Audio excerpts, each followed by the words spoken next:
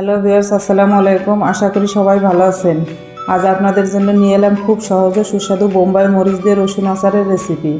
যারা ঝালপ্রেমী এই আচার আপনাদের মন অবশ্যই জয় করবে। একবার বানিয়ে খেলে অসাধারণ স্বাদ পাবেন। আচার তৈরির জন্য প্রথমে নিজেদের গাছ থেকে তাজা বোম্বাই মরিচ তুলে নিব।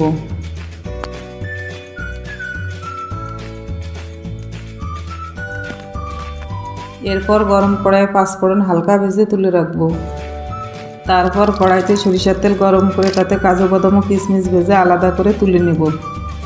এরপর সেই তেলে পরিমাণ মতো সরিষার তেল দিয়ে গোটা গরম মশলা, লবণ, হলুদ এবং আগে থেকে খোসা ছাড়ানো দেশি রসুনের কোয়া দিয়ে সামান্য ভেজে নিব। এরপর শুকনো মরিচ বাটা, রসুন বাটা, আদা বাটা, জিরা বাটা ও সরিষা বাটা দিয়ে কিছুক্ষণ নাড়তে থাকবো। এরপর গোলানো তেঁতুল, পরিমাণ মতো চিনি, ধুয়ে রাখা গোটা বোম্বাই মরিচ দিয়ে ভালোভাবে নেড়ে ঢাকনা দিয়ে ঢেকে দিব। কিছুক্ষণ পর ঢাকনা তুলে পরিমাণ মতো ভিনেগার দিয়ে নেড়ে যেতে থাকবো যতক্ষণ পর্যন্ত ভিনেগারের পানি কমে না আসে। ভিনেগার ও চিনির পানি টেনে গেলে আগে থেকে ভেজে রাখা কাজু বাদাম বাটা, কিশমিশ এবং পাঁচফোড়ন গুঁড়া দিয়ে ভালোভাবে মিশিয়ে নামিয়ে নেব।